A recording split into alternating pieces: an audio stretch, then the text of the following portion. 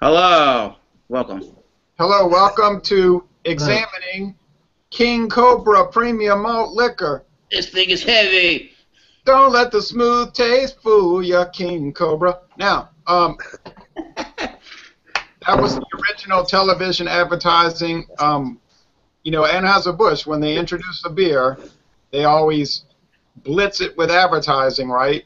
Yes. And then they don't do any more ever. But for most of their brands. So this one was launched in '84. It replaced an older malt liquor called Budweiser malt liquor, which is interesting because Budweiser malt liquor was all malt. It was only barley malt, no corn or rice. But anyway, that didn't succeed, really. But yeah, they used to tout that. But then the King Cobra is the craft people. So anyway. Yeah, I know they should bring it back. And then King Cobra was introduced 30 years ago to appeal to people that like snakes, I guess, whatever. But so y'all ready to let's show everybody what we have first. I have a 25-ounce can, which I bought locally. I got a 16. 40. A 40 I got ounce. the big 40. And Paul's got a If I'm gonna do it, I'm gonna brown bag it right.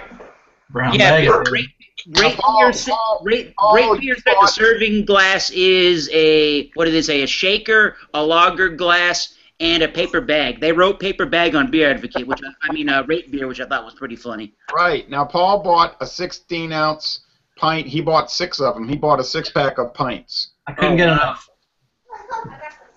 You couldn't even I could never find nothing but a 40. I guess we ought to introduce ourselves to the millions of people watching. Around the world. I'm from Louisiana. My name is Ronald, or Jay.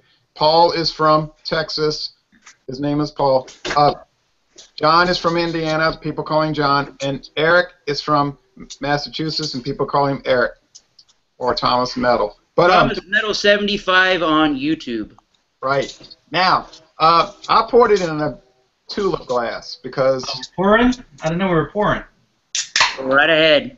you don't have to. I didn't know what to do mine in, so I'm going with mine with a one from Country Boy Brewing out of Lexington, Kentucky. It's a mason jar. All right. Well, what goes better than a brown bag than a mason jar? Ooh, look at that big glass Paul has. Now, A mason? Oh, a mason jar. Okay. not a free. I found no head to form on my Free glass. mason jar? None. I got a thin white head. I got a Paul thick got a- head because it was in this tall I glass do and too. it disappears quickly. I got a big thick head, probably 2-finger head. Wow. So None. we're getting various collars of foam, but it's all white, and the appearance is gold, right? Wouldn't you say Yeah, it's a gold? pretty color. I like the color. It's Oh, very wow. see-through. Yeah. Now, if you look on the Anheuser-Busch website, this beer is made with water, barley malt, hops, hop extract, I guess, corn syrup, and yeast. And they said they brewed at didn't I post that on Facebook as brewed at higher temperatures for a fruitier taste, That's possibly? right. That is It- exactly right. It's also made, it says here, with rice and maize, which is a kind of corn, I believe. Maize. Well, that's American corn. Where do you see rice? I don't see anything about rice on the Anheuser-Busch website. It says a blend of barley, rice, maize, and hops used to produce this unique characteristics. Huh. Okay, wait, you got me concerned now. My Hold head on. disappeared very quickly, by the way. I had a real thick one with this tall glass and it disappeared. If It's anybody gone. wants to find out about that ingredient list and wants to post a comment below, please do so. I found it on Wikipedia. Oh, wow. Let's go to the Anheuser-Busch website. I bet they know what's in it. Hey, I wish I'd have kept my old can. I had a 40-ounce bottle from 1995. They used to have the big King Cobra head, right? And, when King Cobra first came out in 1984, they had a 12-ounce bottle with the foil shroud on it, the paper shroud, I mean. It almost looked like a Michelob bottle. It was sharp. Mm-hmm. Here is a later can designed from the 90s when they were really making it look like almost like a high quality beer, almost like something you see at the country club. King Cobra malt liquor with the snake skin. It looked really sharp.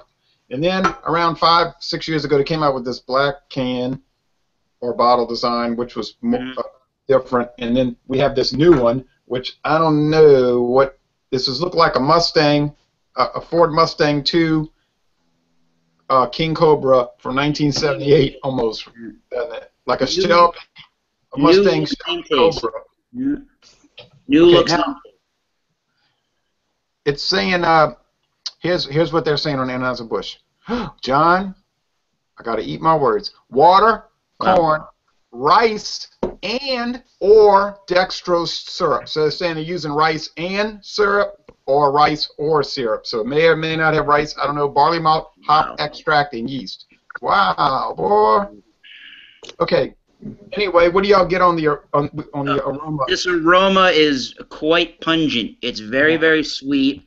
Like a And really it does have that beer. big cooked vegetable and like a corn and that rice kind of a smell. But it is hefty on the nose. If Yeah. you choose to smell your King Cobra beer. It's not laying in the background. It's out front. I'm gonna go to John next. What do you think about the aroma, John? I can smell the corn. I don't get much of a hop smell out of it, but I smell that that's from beers like this. You didn't get any skunk though. You didn't talk about skunk. No skunk. I don't get that in the smell at all. Because you had it in a clear bottle, so I was a little concerned about that. Paul, what are you getting on the aroma? Smells like a fair, like the Andouille Festival or something like that. So it smells like to me. A lot of beer in the background, you mean? It smells like beer. It smells like a corn. I smell the corn. I smell that sweetness. I smell you get a little bit of hoppiness. I do smell a little bit of that hop oil. Yeah, it's And it's strong aroma. It's interesting because our last beer was the Guinness that has a very light aroma. Yeah, and that was the complaint. The complaint last week was that it was too dull. Too dull and it wasn't bold enough. Well, I don't think anybody's going to say this beer is not bold enough. Let me go with my aroma assessment. I think it's sweet. It's you get barley malt, a lot of corn, but it's sort of like indistinguishable grains to me. It's just like sweetness and like Paul was saying, a strong, full nose of American-style lager beer, and everybody knows what beer smells like. And when we say beer, now I know somebody's going to comment and say, but beer could be ale, beer could be a stout. I realize that. I'm talking about the stereotypical, if you ask American the man on the street, if you ask the man on the street in front of Walmart, they're going to smell like this. Like this. They're not going to say Old Rasputin Imperial Stout. No. Now, but, we understand that there's different styles, obviously. But let's go with the taste, doggone it. Yeah. All right. Eric? Ooh. Cold cock. I agree. Yeah, this is Oh, wait. Sorry to interrupt you, but we have a new Jack Nelson's joining us. Jack. Hey, Ron, how you doing? Fine. Where are you from? From Southern Kentucky. All right. Oh, look. Now, I was just in Southern Kentucky last month in a place called Franklin, I believe it is. Franklin. Franklin? Yeah, I'm about, I'm about 2 hours from Franklin. I'm next to Tennessee, on the Tennessee border. Yeah, I think that's where Hopkinsville. I was in a place. I like the background behind you. Yeah, it looks nice. Now we're gonna get back to you, Eric, of course, but we appreciate you joining us, Jack, and he's got a 40 ounce. Oh, I was in Franklin, yeah, right off of Interstate 65. Now, Eric, you give us we were talking about the appearance, the aroma, and we were getting ready to get into the taste. So, Jack, you give us the appearance and the aroma from your point of view. Okay, yeah, it's really light, really pleasant. Not much smell. I know I'm definitely for sure I didn't get a skunk one because it tastes really, really pleasant. No skunk, good. Yeah, a lot of carbonation, clear. Just your basic golden, like your Busch Light, Bud Light, Budweiser. Exactly. That's what we were all talking about, the golden appearance with the bubbles. Now you're caught up. Yeah. much, and Eric's going to give us his taste assessment. Okay. The first thing I'm gonna say is, if you're looking for a dull tasting beer, well, it's not this one. It almost follows the nose. If you're smelling your malt liquor, the taste is almost like that nose, where you get all that sweet, indistinguishable graininess, sweetness, corniness. Big to me is big Anheuser style cooked veggie kind of a taste as well. Break it up a little bit, but I think taste. You said cooked veggie. Oh, well, I could hear his connection was sort of going out. But he was talking about cooked vegetable and kind of a bold flavor. John? Well, it's definitely got a lot of bold flavors in it. But you can taste the corn in it, and it's like a little bit more of a, I would go with a Bud Light or Budweiser taste to it, with a little bit more of a punch, maybe. But overall, I mean, this is a very distinguishable beer. I mean, it's got a lot of good qualities to it. I mean, not much you can say about it, but it's got corn, and you can taste the rice, and the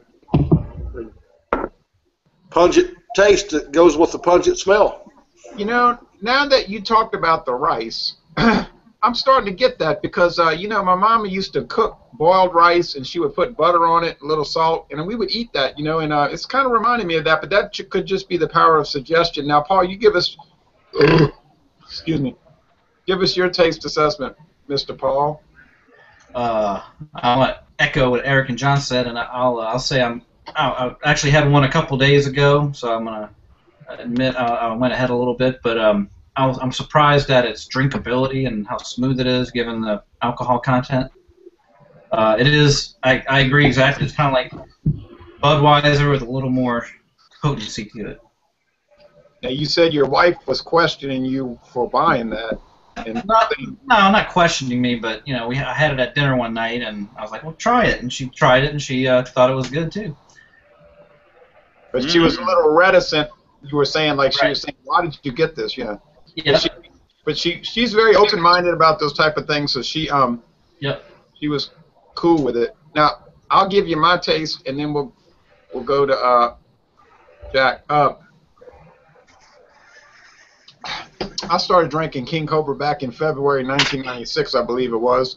And, I always noticed that King Cobra had like it was like two fists coming at you. Like the first punch was the sweetness in the corn, but then it kind of follows up with a little bit of bitterness to balance it out. And I think that is the hoppiness. I would think the IBUs are probably more like 17 than 12. Like in Budweiser, I think your bitterness units are around 12. But I think in this it's probably around 17, because if you didn't have enough hops, it would be so sweet that it would be like sickeningly sweet. So they're kind of balancing it like that. But then maybe there's a third punch, and that's that alcohol that you start to feel down here a little bit, and then you say, Yes. "Okay, hello, kids," you know. So Absolutely.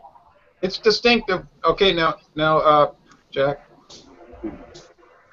Yeah, I agree with the. I agree with. I don't know your name, Jim. Sorry, but when you said you brought it home to your wife, and you know when she got past the, you know, just like I think the curb appeal, you know, it looks like it's the stigma of, you know, homeless, you know, alcoholic, you know, cheap as possible. But this is my first time drinking it, and I'm amazed by it. To tell you the truth, I wish I knew about this my, you know, sophomore, junior year in college, because I think it tastes pleasant. I You think, could have saved some money in college, huh? yeah. You need about one or two of these versus a six-pack of Bud Light. And I think the 6%. I've only had a few malt liquors. I've had Colt 45, maybe one more, but this one blows the rest out of the water for me. Yeah, I think King Cobra. It's a pretty high-quality malt liquor, and any of the other ones will have a hard time topping it. They might equal it, but I don't know about topping it. I've had it over the years, for the last 18 years, and they always taste the same. I don't care where. Now, you got to watch the clear bottle, of course, but you drink them, and, you know, you got that Anheuser-Busch quality control. You're not going to get a bad one, you know, although some people would argue, what are you talking about? They're all bad. But let's go with the mouthfeel and the finish. Did we cover everybody? I believe we did. We just did. Give us the mouthfeel and the finish on them. Well, the finish, when you finish it, you can tell that there's a little. Oh, boy. You can definitely taste that going on. It has that it's Getting some connectivity issues. All we're hearing is that tinny vibrato sound. We're going to come back to you, Eric, because y'all are picking that up too, that vibrato. Yeah. Okay, let's go with John then. We'll get back to Eric. Sorry about that audio. It's a light body. I think it's light for a 6% beer. I mean, it's smooth. It goes down good. I mean, you know why there's so many bottles of these in brown bags behind a Walmart, because they're a good beer. I mean, it's an affordable beer for people that can't afford big beers. And I mean, I've drank them. I've drank them probably since they've come out, and I'll still buy one every once in a while. I'll continue to buy it. So you got no issue with it? No. Paul? I think the mouth feels pretty wet. I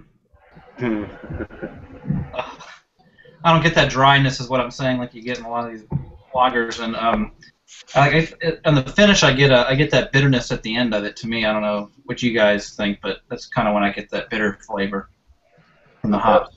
Yeah, I'm gonna definitely say that the bitterness kicks in at the end. No, it is not a hoppy beer. This is not Lagunitas Hop Stupid. Okay. Now, but on the other hand, it's got that little hoppy snap, and the finish is snappy. You know, I think Anheuser-Busch beers tend to have a snappy finish, and this goes along in that category. It's not ultra dry. Now, you know, if you want to drink an ultra dry beer, drink Michelob Ultra or Bud Light. To me, Bud Light is like the driest beer in the world, man. You know, but I think it is a pretty light-bodied beer. It does give you a little bit of lacing around the glass, which is always a good sign.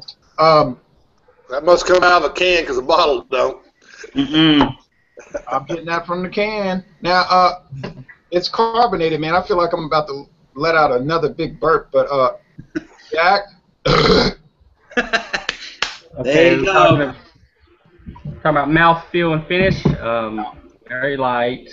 I don't have that. You know, like after you take a big gulp of a Bud Light Platinum or something like that, you kind of bring your mouth back a little, and I kind of like it. You know, it just sets you back for a second, for a half second, I should say. And this doesn't have that for me. Like once I swallow it, the finish is just, it's not setting me back in. So you're saying it's smoother than Bud Light Platinum? Yeah, smoother. Yeah. Okay, that's interesting. I would agree with that too. I think it's a lot more smoother than a Bud Light Platinum. A few of those Bud Lights and Platinums, but this here's I would agree with that. I don't know. Eric's not sure. Now, no, I think Bud Light Platinum is, not that I call these kind of beers anything like really severely world class and you must go out and try it now, but I think personally between the stuff that Anheuser-Busch has going that's in that 6% category, I would definitely say, give this one a try if you want to try some malt liquors if you're not familiar with that. But if you're familiar with the name Bud Light and you want to try Bud Light Platinum, that's probably not gonna be too much of a taste bud shock, I would think, for the light beer drinker. This is a little bit different in terms of a light beer drinker trying to get into malt liquors versus the Bud Light Platinum. This has a totally different feel and a taste and a character than the Bud Light Platinum does.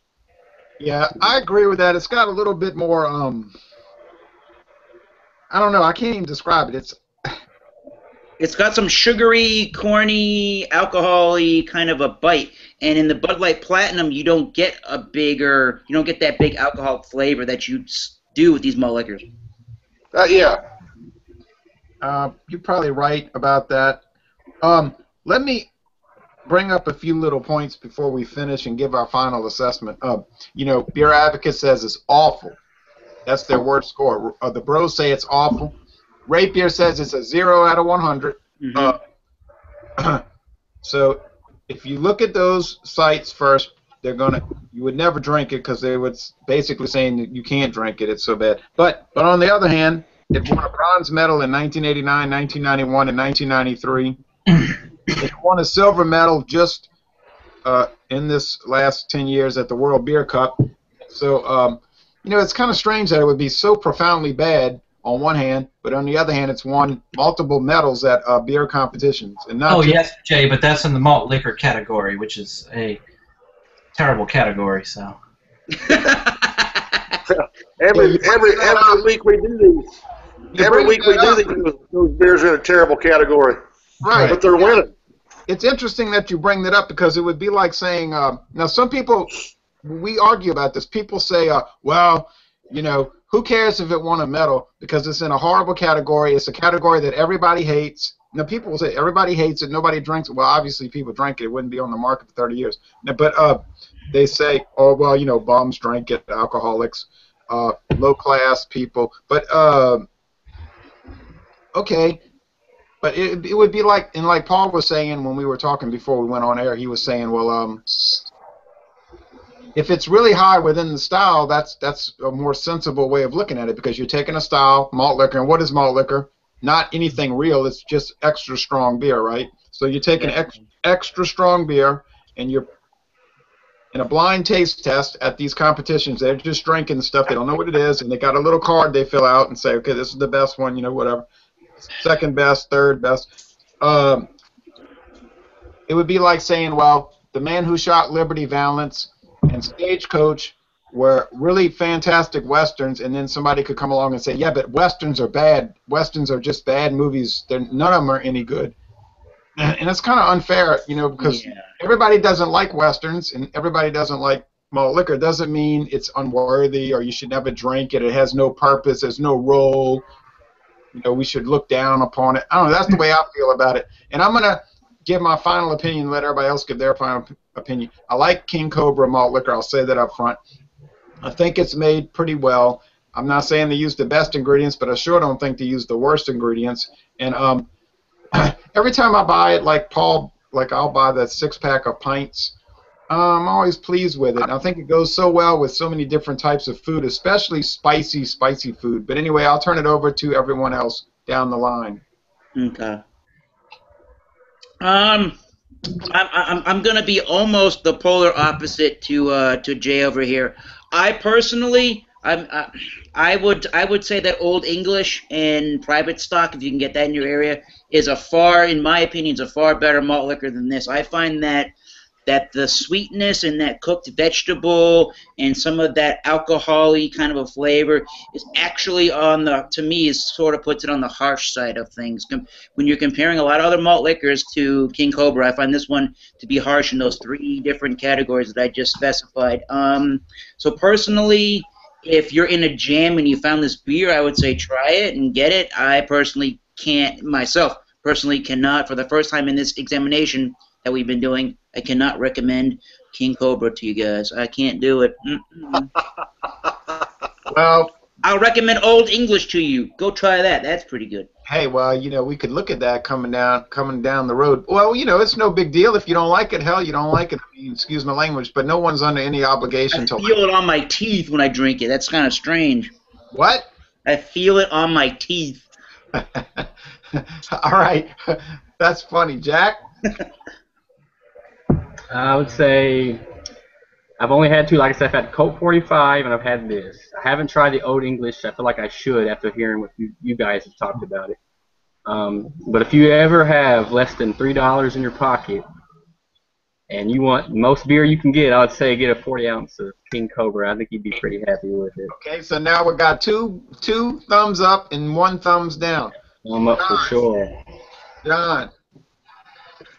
Now, I might be showing my age, but I remember when this beer come out, and I bought it and I tried it, and I believe when I first bought it, it was like less than $1. I mean, honestly, I'm sorry, Jack, but you can't get it for $3 where I live. I'd love to get it for less than $3, but you can't. Oh. Is it a buy-again beer? Sure, it's a buy-again beer for me because I'm showing my age a little bit when I'm talking about these beers. I remember when these beers come out.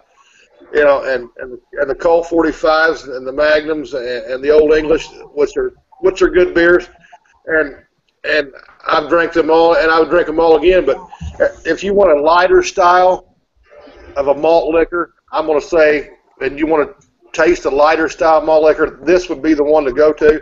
But if you want to drink the more higher styles, the other beers are the ones that I would more favor. But for a more like a light, this would be the one I would go for. And sure, I'm going to buy it again. I like buying these beers. I like trying them. Because you know why I like trying them? Because nobody else is but us. Right. Light. All right. Yeah. Right. John's right. Okay. And you know, we're not scared or afraid to put ourselves out there and say we're going to try these beers, because like I've said it, and I don't know if everybody agree, but I call these legacy beers, Jack, because these are beers that one day they're not going to be around. Amen. Because I mean, people aren't buying them that should be. I mean, and I hold true to my word when I'm saying I'm not a beer snob, never going to be a beer snob, and I drank double Huda Poos and Huda Poos last night, but I come back tonight and I'm drinking King Cobra, so that's where we're at. Amen. All right, Paul. Anybody ever see the old Saturday Night Live skit called Cold Cock? Yes. Yes. Reminds me of that. I'm gonna say. Yeah, I'm glad you mentioned that, because I'm gonna bring it up before we get off the air. Cold cock. Okay, go ahead. I'm just gonna say I like it. It's enjoyable. Maybe I'll buy it once every 6 months or something to remember what it tastes like, and I'll try some other malt liquors. Good. Now, well, you know, don't feel bad, Eric, because, you know, everybody's not going to agree on everything. It's no big deal. Some people go crazy. We're kicking him out of the group, by the way. He doesn't agree with us. I want him to kick him out. I mean, he's banned. I'm not talking about that. He'll never fight again. I'm saying it's okay.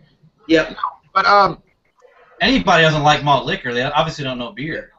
And it's good, before I let Jay finish here, it's good that I mentioned that I'm already familiar enough with the malt liquor style to be able to say, just after this one King Cobra, that malt liquor itself is trash. I'm not saying that. I just don't think that I personally am in favor of this one. But I know, and we can examine down the road, that there are either just as good of malt liquors or even far better ones that we can find to review and show you all. Okay. Now, you're not going to drain pour it, though, huh? Mm-mm. It ain't that awful. Almost no beer is that awful. You ain't going to drain pour. Well, you never had Earthquake High Gravity 12%. That might change your mind on. That's a challenge. I hope not. But anyway, now, you talked about cold cock. That's interesting, because that was and then we're going to end this because we don't want to, you know, bore the millions of people watching. But in cold cock. Now, this is interesting. Okay, that was a skit on Saturday Night Live, and what they were doing was they were making fun of this big controversy that had broken out around, what was that, John, around 1993 or 94? Remember, they had a beer that Colt 45 came out with, and I guess that was Pabst Brewing Company in 94, but or 93. It was Colt 45, and it was a really super strong Colt 45, and it was called, what was that? Was it a Magnum? Did they make a Magnum? No. Colt 45 Magnum? No, but remember they had all these civil rights groups or community activist groups, and they wanted the beer banned because they said it was hurting the inner city communities. But that beer was called Colt 45. Double malt, maybe? I don't know. If you get a bottle of that, boy, you got something there. That's a collectible. It was called I got it. It was called Colt 45 Power Master. Power Master. Uh-oh. Here it is. Yeah, and so they made such a big deal out of Power Master. Dude, 1991, Colt 45 Power Master Malt Liquor, 16 ounce, right here. Yeah, but didn't they make one called a Magnum? No, Magnum is a Miller brand. Magnum's not even strong, really. But, yeah, Power Master. Oh, my goodness, Brandon. Power Master is such a cult classic. If you get a hold of Power Master, partner, never get rid of that can or that bottle. That's more valuable than best Latrin 12. Now, Brandon. Bye, Brandon. Where'd he go? Well, at least we got to have him here for about 8 seconds. Now,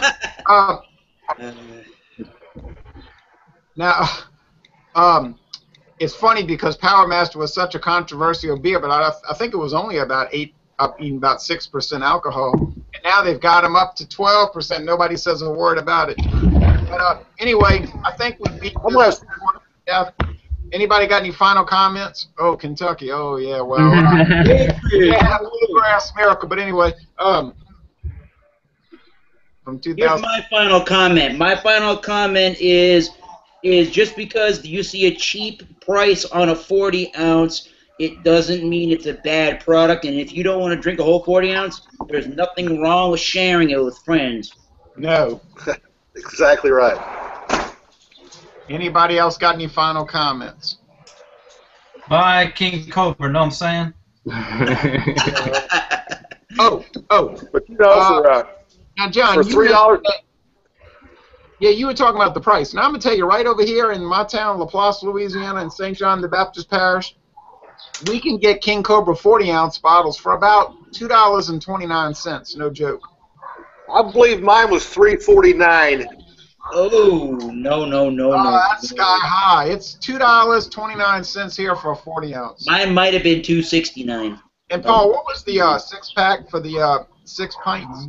I want to say it was like maybe $5.99. Not bad at all.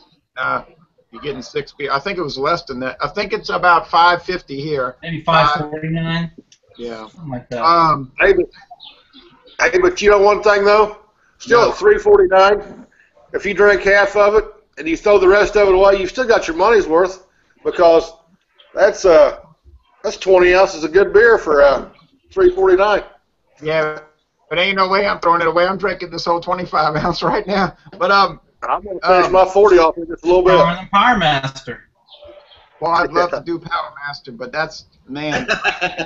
Anyway, we got some exciting beers coming up in the next 2 weeks, and we're going to look at some other things after that, I think. So thank you, folks, for watching this video production, and goodbye from Louisiana, and everybody else can sign off, too. Thank you for having me. Cobra, do it for yourself. Jack, come back and see us, buddy. I hope I can. Thank you very much. Thank you so much, Jack. Thank you so much for joining, Jack. We really appreciate it. I appreciate it even more. I appreciate it. Thank you. Knowing is half the battle. G.I. Joe. Go Tigers. Go Tigers. Let's not start that up. All right.